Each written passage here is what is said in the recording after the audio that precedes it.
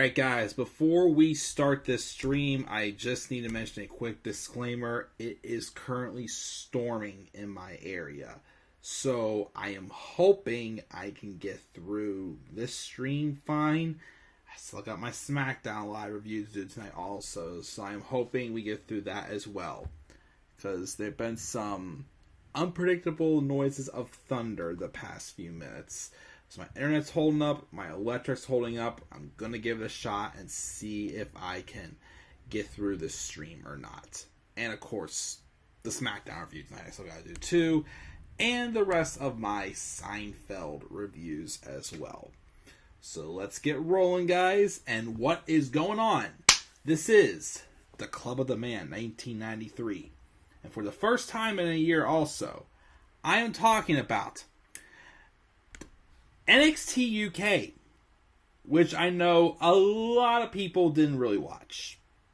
I haven't watched NXT UK since NXT TakeOver 36 as well. Now, I didn't mind NXT UK for something different, but then I thought, if I was going to stop watching NXT, maybe I should also stop watching NXT UK as well. Because to me, it would have been like a little odd to still keep up on it, even though it was always solid and nice for something different.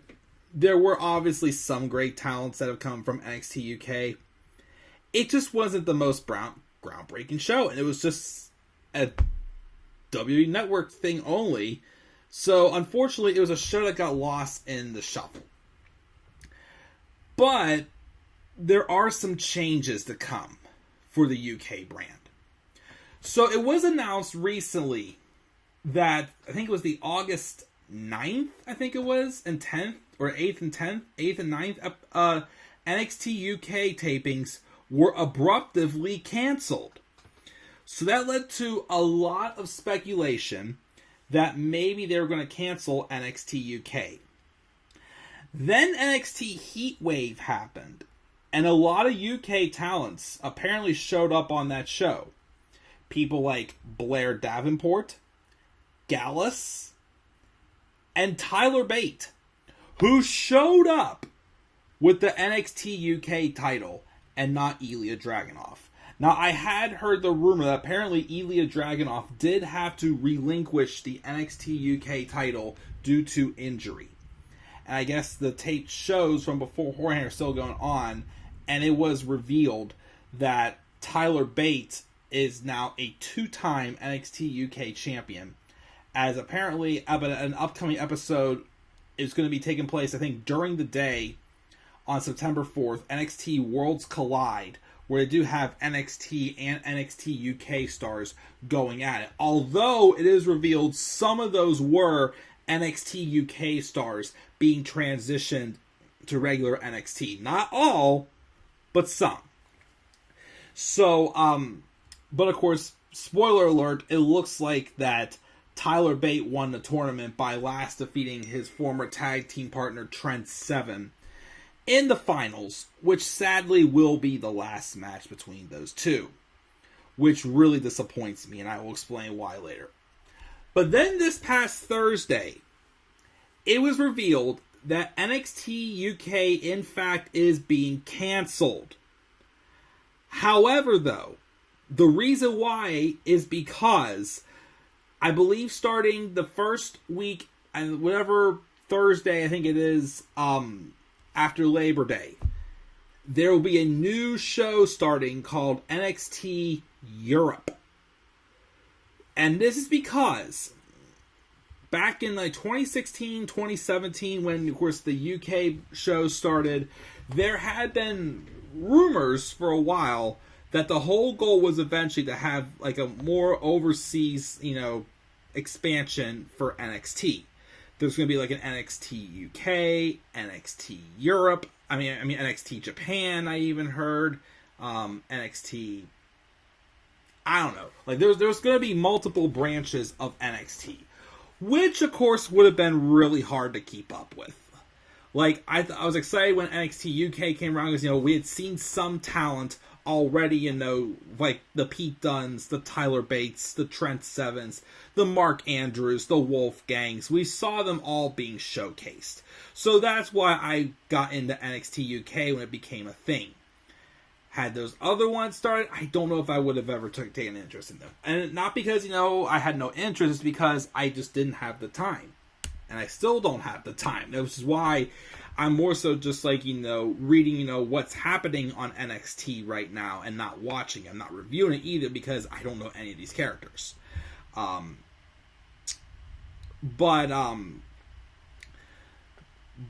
like I said, I always thought it was solid. But of course, also with the pandemic as well, the pandemic though as well, that's what also halted this whole expansion plan. But now that Triple H has taken over, it's like they're going to immediately go into it right away instead of doing, you know, multiple branches. It's just going to be one whole overseas show called NXT Europe, which I don't know if that means I'll ever do more like people from Asia or, you know, even like, you know, Australia. We get some people from like Rhea Ripley and of course Toni Storm as well, who was around. So I think a lot of people are saying that they should call it NXT International, but I think Europe will settle for now.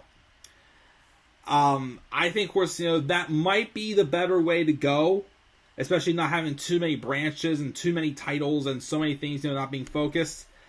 The thing is, though, is I still don't think I'm going to check out NXT Europe when it happens.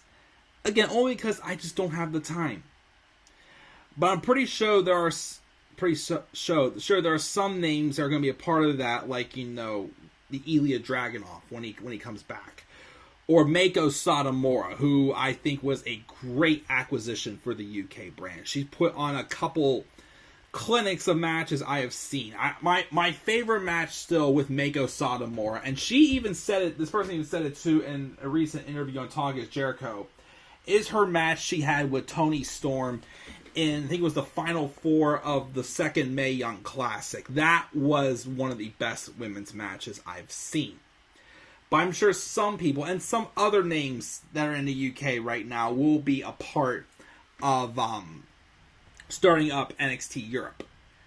However, there were several names actually that were also released.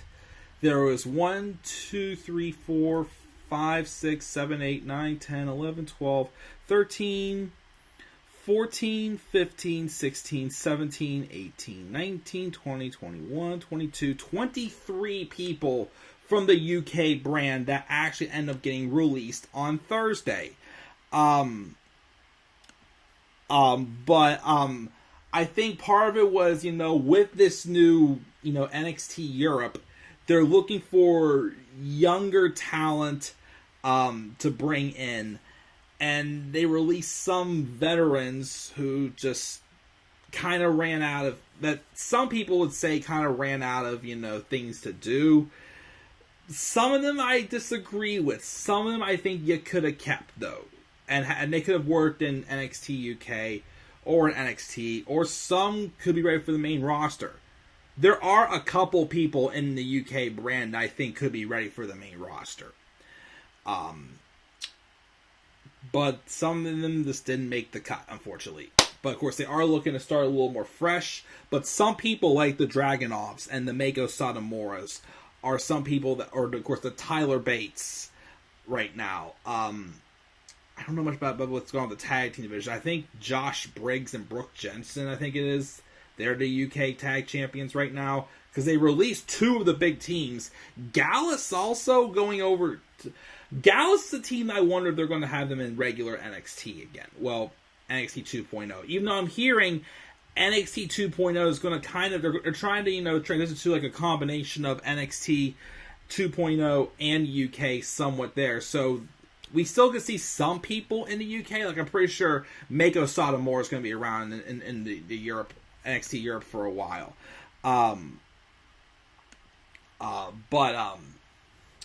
But there were people who didn't make the cut, and we are going to talk about those releases. Some I'm like, it doesn't surprise me.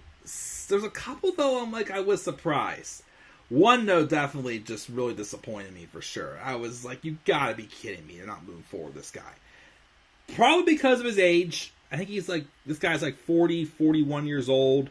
We'll check, of course, when we get to him to see how old he is, but we're going to talk about that really quick, because again, there's some people I didn't know that's on this list, a lot of people that I did know, that I definitely saw as somewhat of a future talent.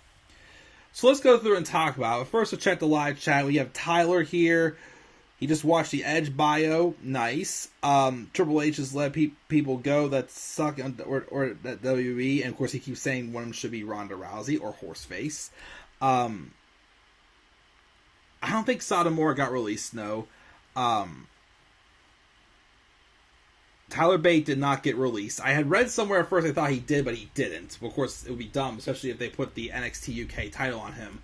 And I guess the champion versus champion match at NXT Worlds Collide is going to be him and Braun Breaker. I don't know. Maybe I'll check that out. I don't know. I just still don't want to get too hooked on NXT right now because, again, I just don't know many people there right now. And like TBN2, I just don't have the time to review all these shows. But let's talk about some of these releases. So first is a group of like ones that I was like, doesn't surprise me, but I wasn't quite as familiar. I don't have too much to say about them, really.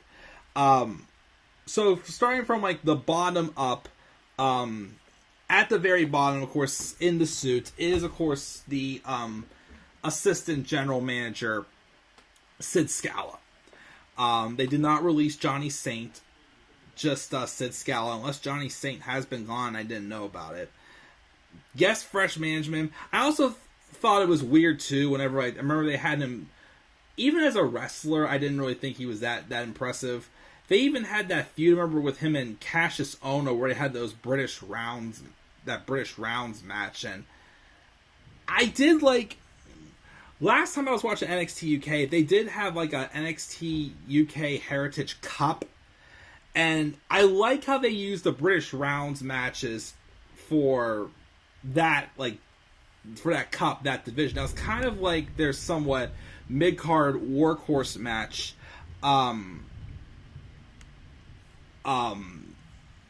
But I remember when they did it with him and Cassius Ohno, it didn't really feel that special. But I guess fresh management there was why they released Scala. Then we've got Amel. I saw some of her heel work. She kind of reminded me a little bit of like a Zelina Vega. Thought she had potential, but I didn't see much of her work, of course, after I stopped watching. But I saw something for sure in her. Tyson T-Bone, I thought was definitely a disappointment. They kind of brought him in as like another big man, but they already had like Dave Mastiff end up being, and of course, Walter as well. Well, now Gunther there as well, who kind of like overshadowed him. So there really wasn't really any room for him. They kind of jobbed him out. So that one I'm not too surprised about. There's also Rohan Raja, I believe it is.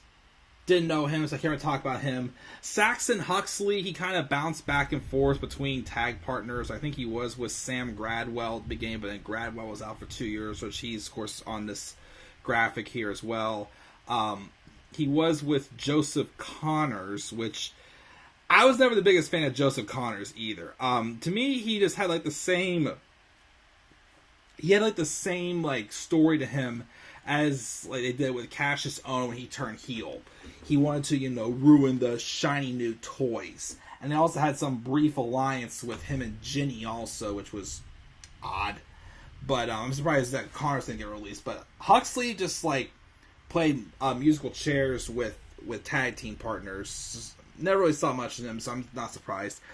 Shaw Samuels, saw a little bit of him when the last time I watched NXT UK. Kind of an alliance going with him and Noam Dar. Wasn't really the biggest fan of him. Sam Gradwell. Now, I remember, was there at the beginning of NXT UK, but then he went on like an injury. He was gone for like 2 years with like, I think like a shoulder injury, so I can't remember what he was gone with. He came back right when NXT UK returned in September of 2020 after like that 6-month absence during the pandemic. He lost a lot of matches, but he also I was always intrigued by him. He had like the intensity, like he had someone that I could take. He felt like someone I could take as a serious threat. But it just wasn't enough. There was just it wasn't just like Tyson T-Bone. The division just wasn't big enough for him, unfortunately. So not quite surprised about that one. Jack Stars, he was pretty much the UK's James Ellsworth. They did like give him a little bit more of a serious direction for a while, but we knew he wasn't going to go too far. He was just going to be another Ellsworth, which good in the role he played, but he wasn't going to be any like main event or anything. So not quite surprised there. And then we also have Mila Grace and Eliza Alexander. Didn't know much about them either, but they were released as well. But those are like a group of like the no names. Well, like not no names, the ones that didn't really have much to say. Like, most of these guys I can say I knew. Like, I could say Scala, a little bit of Amel, Tyson T-Bone, Saxon Huxley, Shaw Samuels a little of Sam Gradwell, and Jack Stars. The other ones, like I said, most of them I wasn't like. Well, really only 3 I wasn't too familiar with, but most of the ones I'm like doesn't really surprise me. Here's ones I knew about that some of them like I was a little surprised with. Some I'm like I kind of expected it, but I feel like I could talk a little bit more than this group here. But the first one is Emilia McKenzie. Emilia McKenzie was signed at 18 years old as Millie McKenzie. She then, I believe, left for a bit. I thought she got hurt, but she had left, went on like the international indies, whatever you want to call it, and came back right after the pandemic as well. And with how young she was, she did have a lot of potential. So this one actually is kind of a surprise to me because I thought that someone young like her, talented and everything, you would think that of course with NXT Europe coming in, you would think this would be someone. I mean, again, I haven't watched in a year. This is a talent though you would think they would want to use though to help build the NXT Europe brand, like stick with her. I mean, again, some of these guys are like in their 30s, they didn't really want to rely on like that talent either. But again, with how young Millie McKenzie is, like she's probably like what in her early mid 20s now. She was 18, like 22, 23. She's got to be right now, maybe. You would think though that they would want someone like her though to be a part of the growing women's division for NXT Europe. I guess not though. So that's a little, this one was a little bit of a shocker. Next one, someone else. This is someone I'm not quite surprised. Kenny Williams. I liked, Kenny Williams was one of the originals. He was one of the first things I remember in the UK Championship tournament. He was like, there was a couple times at the beginning before NXT UK was a thing where they did have like the UK brand and like 205, have a couple like episodes where they collided with each other. I definitely liked when he was in a tag team with Amir Jordan. Thought they had a good story going there as well. They split them up and turned Kenny heel. I didn't really get to watch because of the last match I saw. He basically had written Amir Jordan off TV. I knew he had shaved his beard and whatnot and had like this clean, like bland looking appearance. But I haven't seen anything after that. But even so, I don't think Kenny Williams really had much of a future. I mean, he was a decent wrestler, but I don't think he was like one of their priority main stars. Like I could have seen him maybe winning like the UK Heritage Cup, maybe. But that's it. I never saw him being like a world champion or even like going to NXT being like the North American champion. I never really saw him getting past just, this brand. Like this felt like his home and the furthest he would go to. I mean, maybe with him and Amir Jordan, maybe they could have got something. But just as a single star, like he was decent, but he wasn't quite lighting the whole world on fire either. But I liked him. But I'm kind of not surprised that they decided to move on without him. I get someone else like fresh in there. Because they are looking for people who they eventually would like to, bring in to, groom them for the main roster. And I just didn't think Kenny Williams was meant to be for the main roster, in my opinion. So there's him. Another person that I kind of feel the same way about Kenny Williams is Nina Samuels. One of the original first women that they had brought into NXT UK. I truthfully thought Nina could be more so like a valet. I mean, I think she did get a couple women's title shots. I remember she was in a feud with Zaya Brookside, where Zaya actually won the match, and that whoever lost for a month, they had to be the winner's personal assistant. So it's kind of like something a little bit different, having like the baby faces win to give the heels their comeuppance. But I don't know, if Nina was ever able to get farther than the UK brand, I thought she would have been better off as like a valet, with her having her Nina Samuel show or talk show or gimmick or whatnot. I think that's all really she was going to be. I didn't really see any like main roster potential from her either. Like Kenny Williams, like a decent act for the UK brand, but nothing further outside there. Like I said, maybe as a valet she could have gone there, in my opinion. As a singles wrestler, I didn't see her going too far. So I'm not quite surprised with this one either. It doesn't really surprise me. And speaking of which, we have Zaya Brookside, who is the daughter of Robbie Brookside as well. She came in at 19 years old. I think my first memory of her was when she wrestled Io Shirai, well now Io Sky, in the first round of the second Mae Young Classic. She had obviously the looks of a good, underdog babyface. I just didn't quite think they accomplished that with her. The closest I think they came was back in 2018. It was? No, 19. Wait. I have 19. Yeah, it was 2019 because I remember it was the Battle Royale where Kaylee Ray won and became number one contender and took on and dethroned Toni Storm at TakeOver Cardiff, which was meant to be competition for All Out 2019. So yes, it was that. But the way they booked her in that match, kind of like being like the female Santino Marella, where you thought the underdog that nobody thought would win was going to pull off the victory. That was the closest they really had her come to being like that underdog babyface.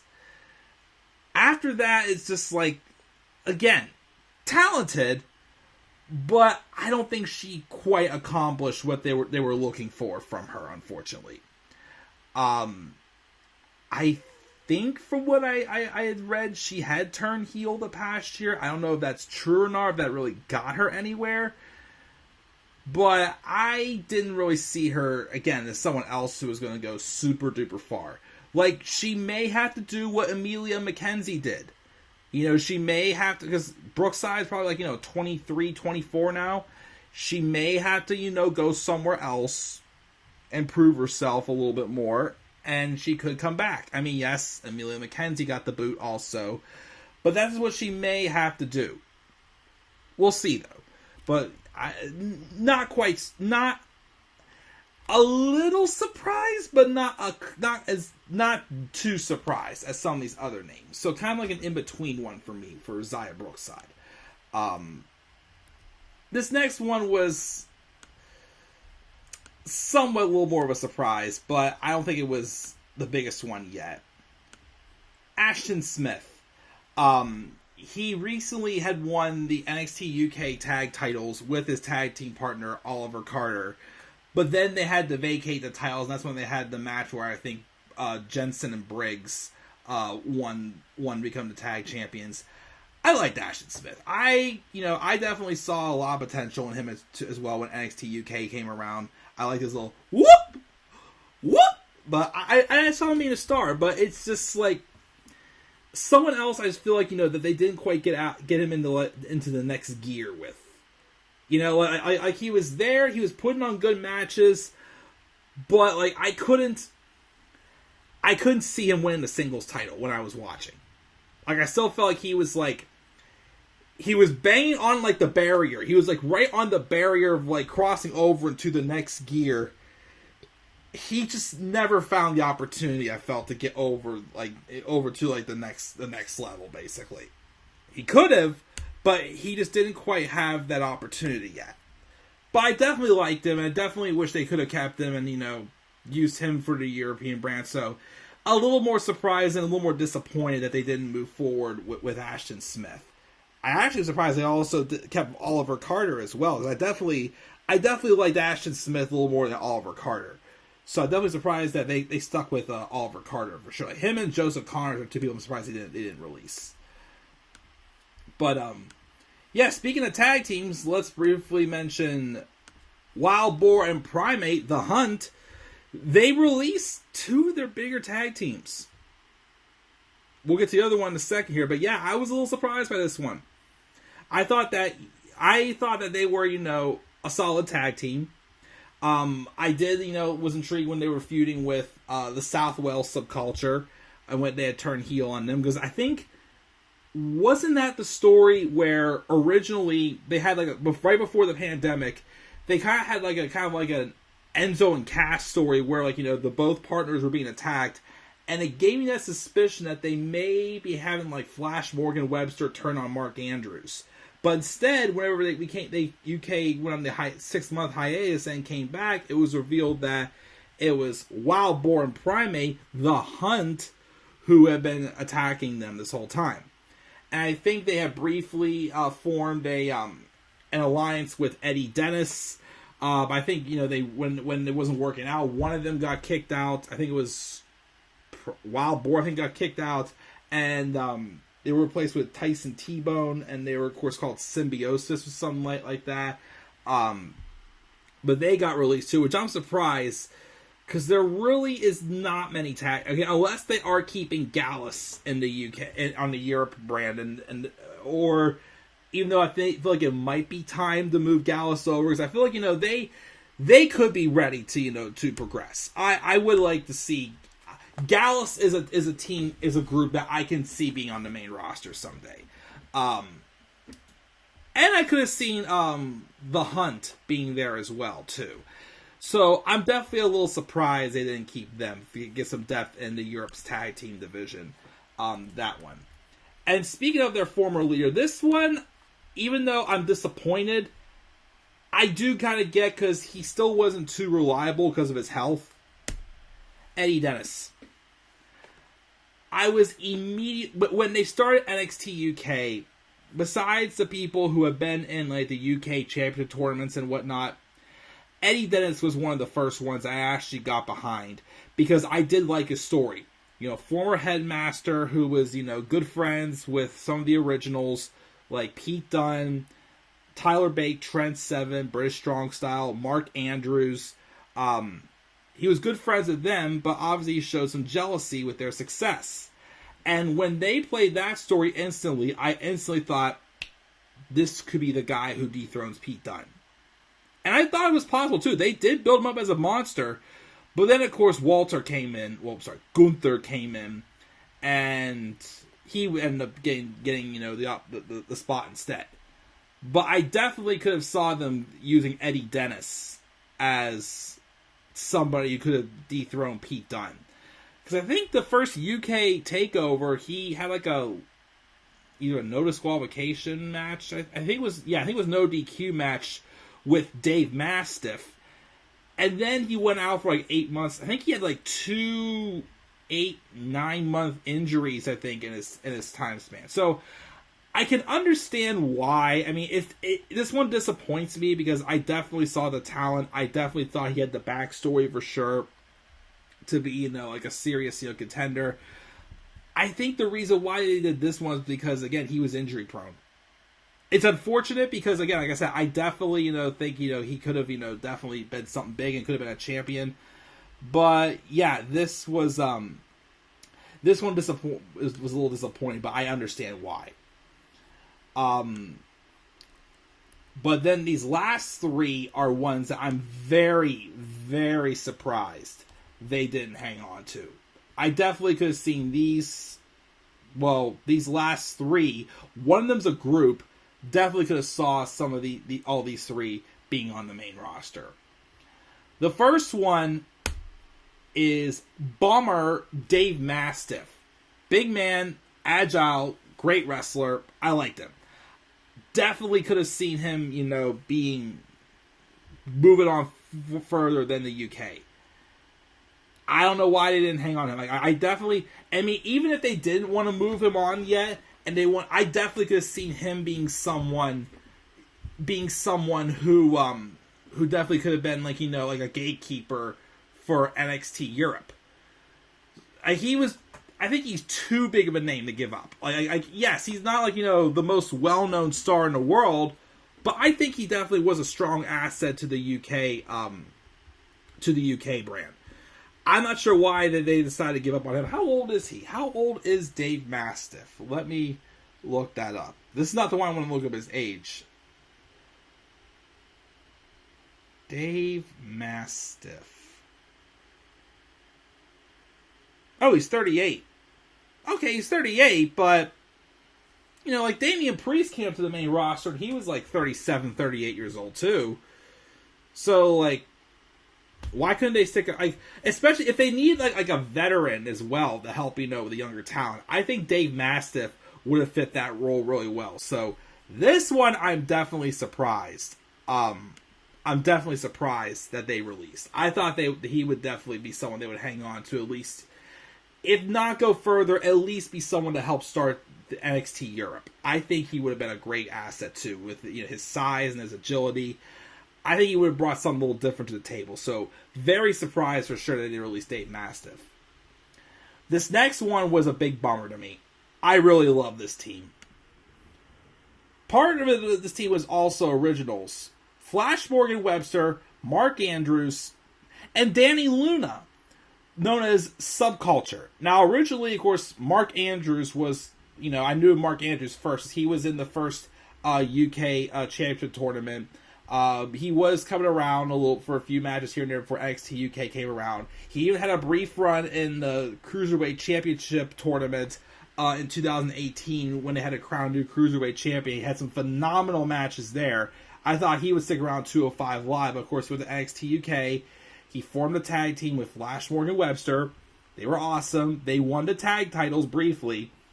And then they repacked, and they were being called the South Wales Subculture. And then they originally kind of repackaged again and brought in Danny Luna and called themselves Subculture. Now, Danny Luna was not high flyer material. She came across to me as kind of more of a powerhouse. But I did like them together as a group. The group, they called them Subculture. I definitely could have seen this group being on the main roster for sure. So, and of course also, like I said, with the Hunt, they basically got rid of a lot of their main tag teams. British Strong Style's gone. Of course, Mustache Mountain was broken up. They got rid of the Hunt. Gallus could move on to regular NXT. I feel like it's time for them to move on. They've been around enough. But you could have either moved this team on, or you could have had them be in NXT Europe as well to help out as well. I know most of them are in their 30s, so they may have wanted to get some younger talent, but come on. This was a if there is a team to build your tag team division around, it's this team. I really feel like they could have done that with. So I'm definitely disappointed by this one. They could have kept them. I really think they should have kept them. And I think they could have done well on the main roster too. So, disappointed by this one for sure. But if there's one more release, if anybody I'm disappointed in, or that they released, or am a little upset that they released, Trent 7. The biggest name of them all that didn't make the cut for NXT Europe, Trent 7. Let me first look at how old Trent 7 is. I know he's older. Trent 7. He's 41. Okay, he's 41. He actually just turned 41 Today's his birthday, actually. Happy birthday to Trent 7. This is disappointing. This one really disappointed. I mean, yes, I was disappointed to hear Subculture, but when I heard this one, I'm like, no, why? One of the founding fathers, and to me, one of the more underrated wrestlers in the WWE today. Trent 7 is a master at storytelling. I think back to 2018 when him and Tyler Bate at the second UK Championship tournament or whatever it was, when they won, or even like on a UK special, they won not the NXT UK but the NXT tag titles from the Undisputed Era. Had a brief feud with them. The storytelling in that feud was masterful, including my tag team match of the year in July of that year, where Trent 7 had a kayfabe knee injury. And he sold that so well, to the point that they were having Tyler Bate wanting to throw in the towel to save his mentor, which of course, it took everything out of Trent 7 and every ounce of mental energy out of Tyler Bate to not throw in that towel for him to save Trent 7. And then, even I remember at one point, they built him up. They had this story where he was losing some weight, so that way he could challenge for the Cruiserweight Championship with Jordan Devlin, well now JD McDonough, whatever his name is, when he was Cruiserweight Champion. And honestly, I think they could have given Trent 7 the Cruiserweight title there. If there's anybody that definitely in the UK brand deserved a run with a singles title that didn't get a run with it, it was Trent 7. He, again, is one of the most underrated wrestlers, masterful storytellers there is. And then, of course, I haven't really watched anything in a year, like I said, but I watched this. I did look at some highlights of what led to his heel turn on Tyler Bate this past June. Which was, obviously, he was realized that, they're getting more competition for their NXT UK tag titles, and he was doing anything that he could to hold on to the titles. Tyler, though, wanted to still do things the right way. Trent did not. And, of course, he turned on Tyler and kind of pulled a Mark Henry on him. And, again, like I said earlier, I heard, the spoilers that Tyler Bate beat Trent 7 in the finals of that tournament to crown a new NXT UK champion since Ilya Dragunov got hurt. That is the blow-off match. And now he's released. When I first heard of this heel turn, I immediately thought this could be another Johnny Gargano, Tommaso Ciampa story. And I wanted to see them have a match. Not just on an NXT special, not at an NXT UK special, not even at Worlds Collide if Trent 7 didn't get released.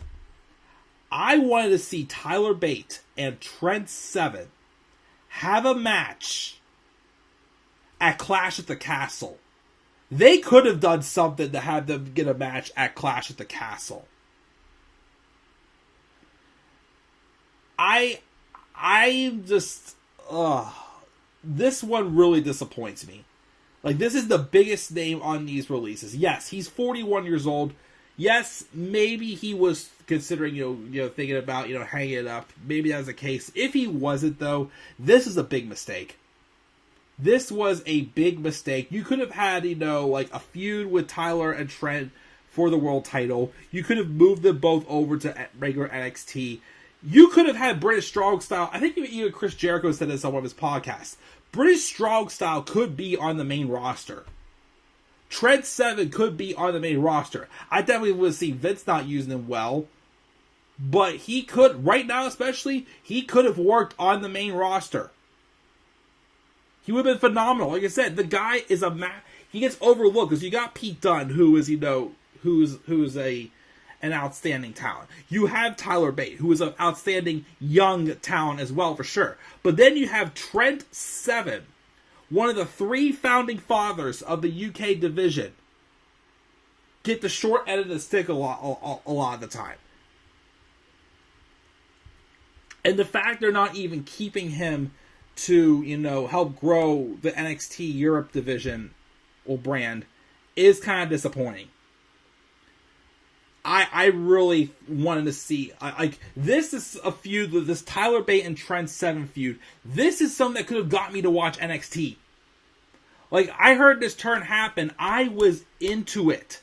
I did a turn alert on it. I have not done, besides maybe like the Raquel Gonzalez and the Mandy Rose turn, I have not done a single turn alert besides this one in the past year because it caught my attention and I saw the potential that these two could have. And unfortunately, we're not going to see it. Which again, disappoints me, but it is what it is. And like I said too, 7 is 41 years old. It possibly could have been that maybe he was ready to hang it up too. So, disappointment, but we still got some names that are here. Let me pull out my phone real quick and let's look through the NXT division and see, of course, who, I think could still contribute to the UK division. We see there's A Kid, who is now Axiom in NXT. Alba Fire, Kaylee Ray, who I think she's going to be got up on the main roster soon, I think. I don't know, Leah James, not Amari Miller, Andre Chase, Andy Shepard, don't know any of them. Ooh! Aoife Valkyrie.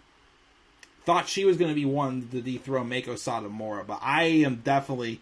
She's someone I hope does go to NXT. I think she's come to the main roster at some point.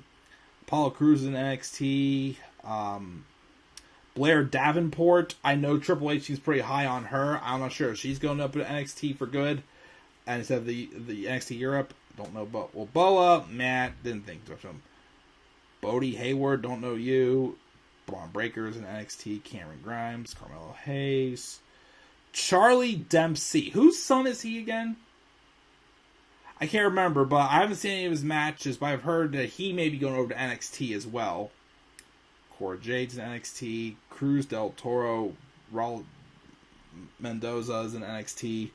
Damon Kemp thinks NXT. Dante Chen, don't know you. Duke Hudson, NXT. Don't know Edris Nofi. Electra Lopez, wasn't she part of Legado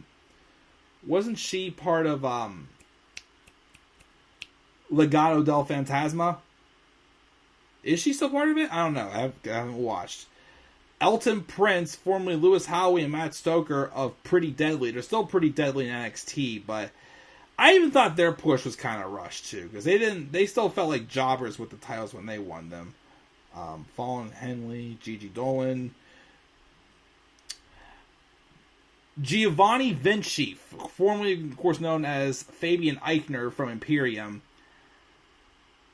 I wonder if maybe they'll put him over in NXT Europe, since he's Italian, still just for like a different heritage. I could see them maybe putting him over in NXT Europe if they want.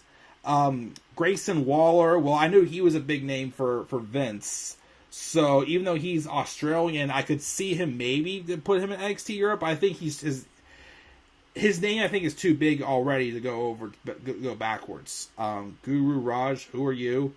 Ikem Jiro, maybe he can go too, since with his background. Dragunov's out injured.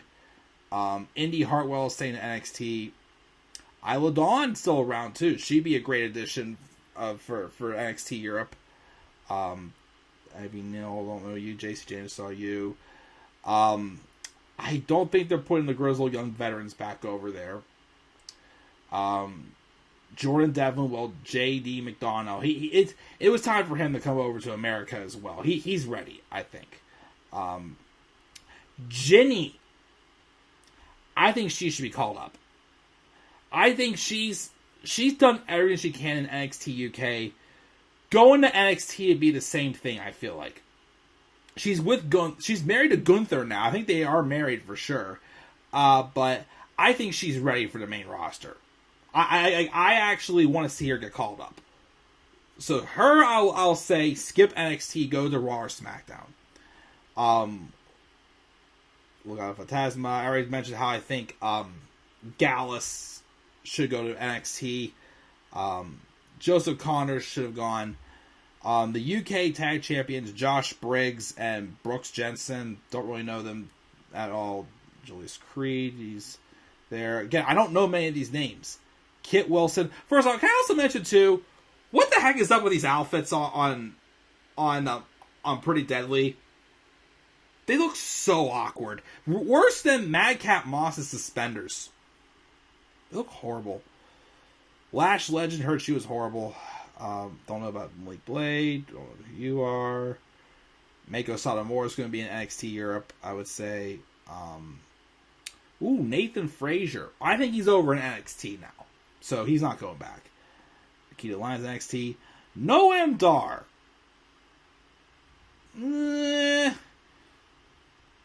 I never was really the biggest fan of him. I'm actually a little surprised they didn't release him either, because I feel like he's been around long enough, but I don't really see much potential in him.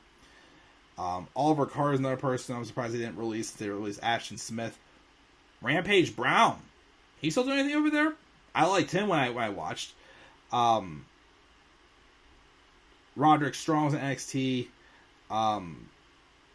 Roxanne Perez. Ru Feng, don't know you. Sangha, don't know you. Santos Escobar, I think on NXT Heatwave had a loser leaves NXT match and he lost, so he could be getting called up maybe.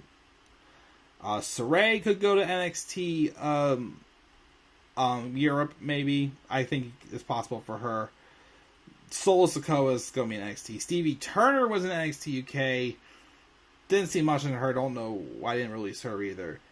I thought I heard Tio Man was released too, but I didn't see him on the list. But didn't care much for him either. Tyler Bate, we all know who he is. Valentina Forza, don't know you. Wolfgang, we're talking about you. Okay, yeah. Not too many names really there. A couple of them I thought would contribute, but some of them I thought could have gone. Like I said, Ginny's one I think should go to the main roster. Gallus could do NXT. They can go to the main roster maybe too.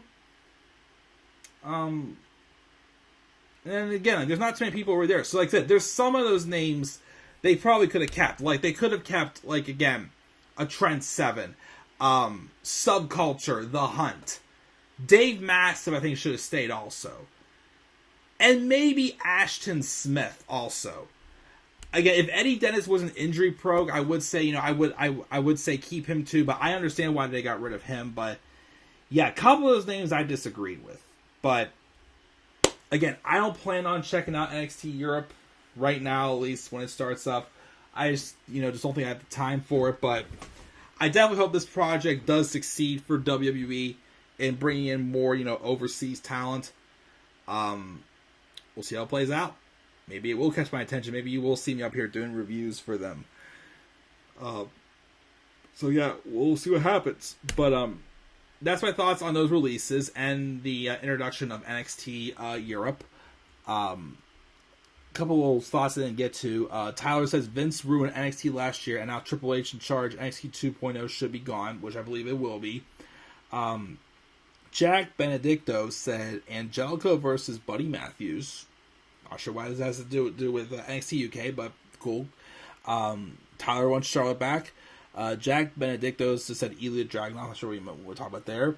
I do think Drew should beat Roman, and of course split the world in tag titles, as Tyler says every single stream. Alright, well, the storm stopped during this stream, for now, so let me do one more Seinfeld review, then I'll be back up here for my SmackDown review. It's 8:50 right now, so let's see how much more I can get done tonight. I do want to try to get to bed at a decent time. I had a rough week of work last week, so let's try to start off on the right note this week. We'll see what happens. Guys, that's my thoughts again on NXT UK getting canceled and NXT Europe coming in and the releases as well. So guys, what are your thoughts on all this? Make sure to leave your thoughts down in the comments section below. And be sure as always to slap a like on the video and subscribe for more content on my channel. And follow me on Twitter as well at DemandAirboy93. Until then guys, I'm catching out. I'll catch you all later. Have a great rest of your evening. And peace out everybody. Yeah, I know I will no escape.